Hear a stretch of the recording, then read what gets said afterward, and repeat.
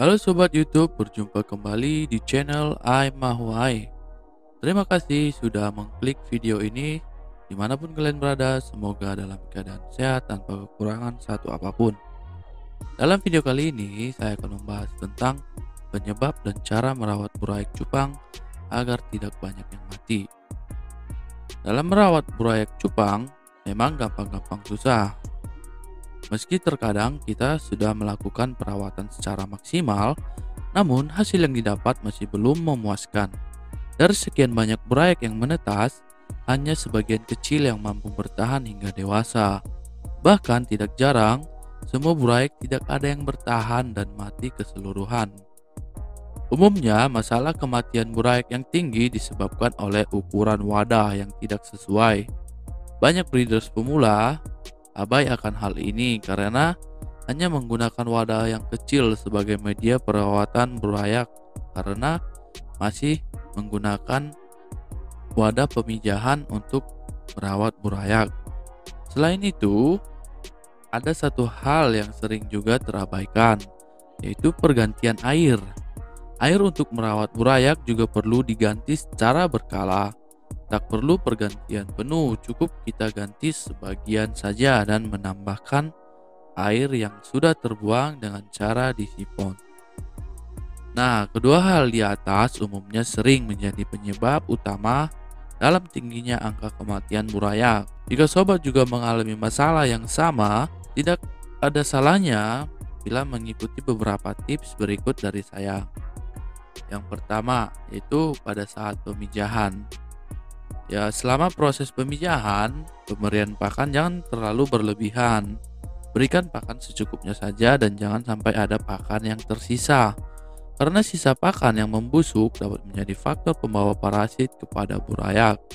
Lakukan penyimponan secara berkala dan hati-hati menggunakan selang aerasi untuk membuang kotoran induk dan sisa pakanan yang tidak habis. Setelah itu, tambahkan lagi air baru yang sudah diendapkan sebelumnya minimal 3 hari. Untuk pakan indukan, saya sarankan gunakan cacing sutra. Kenapa? Karena cacing sutra gerakannya tidak begitu agresif seperti jentik atau kutu air, sehingga indukan cepat mendapatkan makanan secara langsung.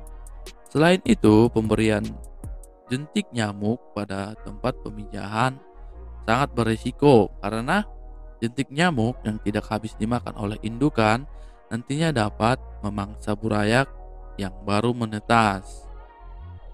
Kemudian pemindahan burayak ke wadah yang lebih besar dapat dilakukan ketika kuning telur pada burayak sudah habis dan burayak sudah berenang normal semuanya.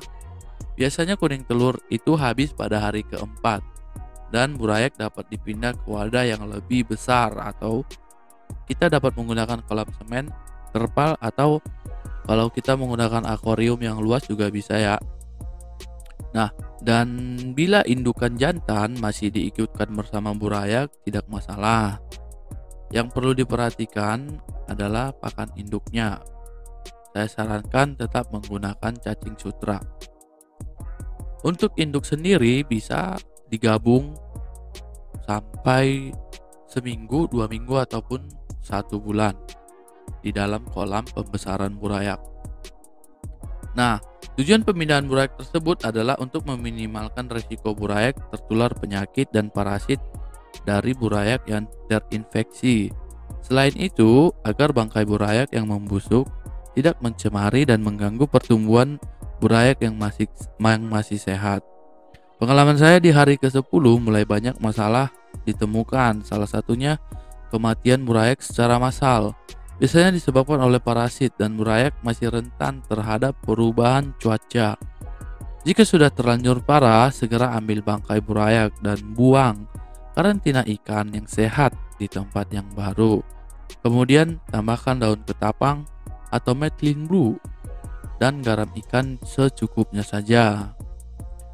Tips yang selanjutnya yaitu berikan pakan cukup dengan kutu air, infusoria, atau artemia saja sampai burayak berumur minimal 2 minggu. Kalau tidak ada pakan hidup, sobat bisa menggunakan kuning telur rebus. Perlu diingat bahwa pemberian pakan secukupnya saja ya, 2 kali sehari. Dan jangan berlebihan, karena berisiko membawa penyakit apabila pakan tersebut membusuk di dasar kolam. Dan jangan sampai telat atau lupa memberi makan. Kalau misalnya sobat ada kesibukan keluar kota lebih dari sehari, saya sarankan untuk menitipkan burayak kepada teman atau saudara agar memberi makan burayak. Pengalaman saya pernah meninggalkan burayak umur 1 minggu tanpa makan dan berakibat fatal. Burayak banyak yang hilang dan mati, kemungkinan yang hilang tersebut dimakan sama induknya. Nah, yang terakhir yaitu mengganti air secara rutin. Kita menggunakannya dengan cara disipon untuk membuang kotoran yang mengendap di dasar, dan tambahkan air yang terbuang dengan air yang sudah diendapkan minimal 3 hari. Untuk ukuran tinggi air maksimal 15 cm saja ya. Nanti seiring bertambahnya umur burayak, nanti sedikit demi sedikit nanti debit airnya bisa ditambah.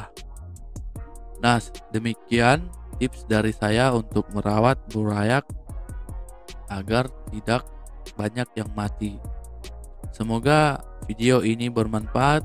Buat sobat-sobat yang belum subscribe, silahkan subscribe agar tidak ketinggalan video selanjutnya. Terima kasih.